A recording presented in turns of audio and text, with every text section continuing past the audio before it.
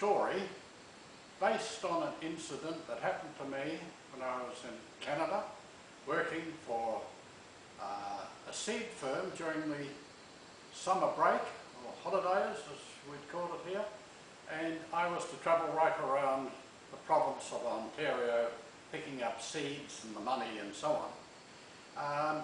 To save a few dollars I used to have the company's van, and I would stay in it on the odd nights out in the park, etc., to save accommodation, and some places of course there was very little accommodation, some of the smaller towns.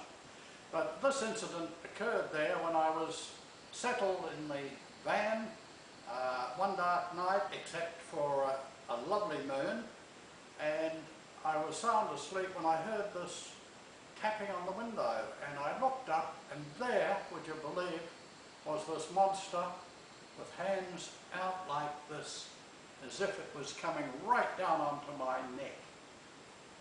And as you can appreciate, it was pretty frightening, very daunting, and of course I yelled out and so on. Well, when everything settled down, it happened to be the police, and they were there to check out what the devil I was doing or what was happening in the van. And of course everything worked out all right, and there was nothing done, and of course I just left the place. So this little story about Mick and Pat and the bush ghost is actually based on that story that I had many years ago in the 1950s. It's a long time ago now.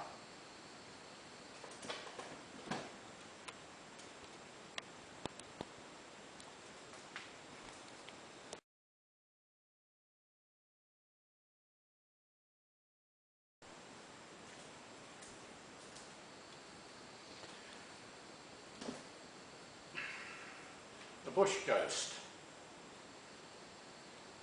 You might think, and rightly so, that there's not too much to do in the bush, because it can be lonely and it can be tedious, and you must make your own fun, and I'm sure you can think of many ways just of achieving that. But back to my story. One day, for something to do, Mick chose to play a prank on his mate, as he was always skating with the dark, creepy bush. The nights there never worried him, and as for apparitions, they were hiccups of one's imagination. So while working at a local farmstead, he asked the elderly widow if he could borrow an old white sheet for the night. And she said, "Perhaps you may care to hollow out the centre of my biggest pumpkin and make a mask." Thus, with sheet and pumpkin, Mick set off to the campsite to hide these pieces until the late of night. Now, I don't know if you ever had the privilege of sleeping under the stars, but if you have, you will know that there are many very strange noises. The rustle of the leaves, the hoot of a distant owl, the breeze and the branches, to name just one or two. Your mind can picture things pleasant and frightening, and it doesn't need your friends to add to these calls of nature. Pat had eaten well and possibly had more red wine than normal that night, and thus he was more than was good for him with the wine, but he slept peacefully, unaware of Mick's devilish plan. Thus the time came.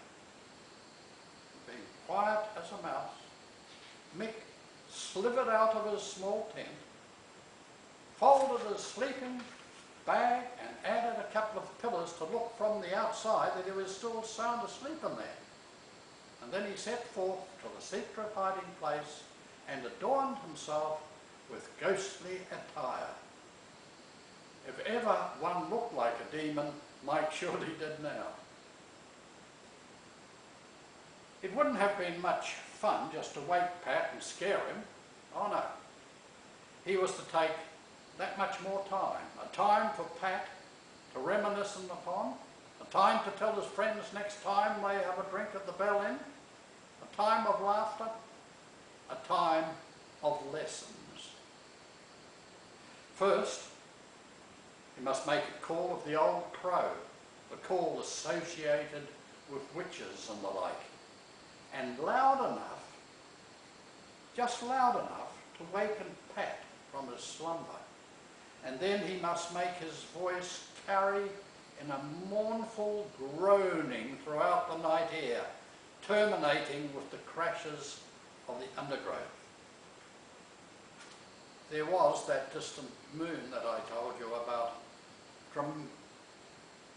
that shone dramatically on the pumpkin mask, illuminating the eyes in such a weird manner that any witch would be proud of.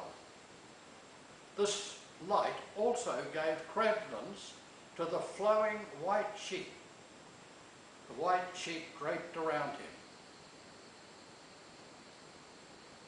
And so, readers, the stage was set and part one begun.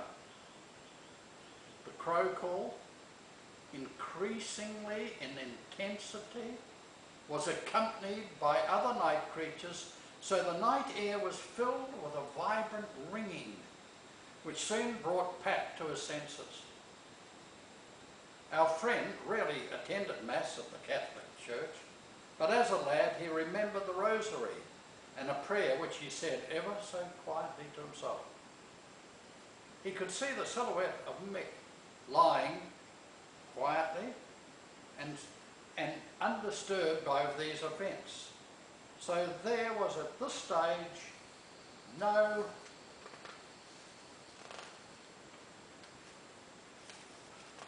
I can't get the page turned now, isn't that silly? There we are.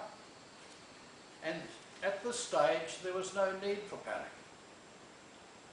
Not until that crashing in the undergrowth, as if a monster feline was attacking, that Pat dared to peep outside, his hands quivering with anxiety and wonder.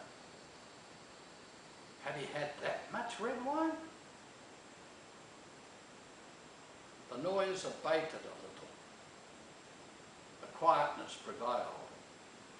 Then slowly the wailing recommenced, and through the gentle mist and mottled moonlight emerged ever so slowly our ghost, dragging behind rattling chains and beer cans. Terrifying. A good prank, but I do feel sorry for the plight of our swagman, who duly bounded from his tent in nothing but his nightshirt, leaving that hat and lovely ostrich feather as an appeasement for our ghost. And for several days thereon, poor Pat was not seen of or heard from anywhere in the district. And as for the ghosts and demons, there was nobody in the great country of Australia that could tell a story about apparitions better than that of our swagman from the bush. This is a little drawing I did of the night, and you can see the ghost with his chains emerging through the mist in the night sky.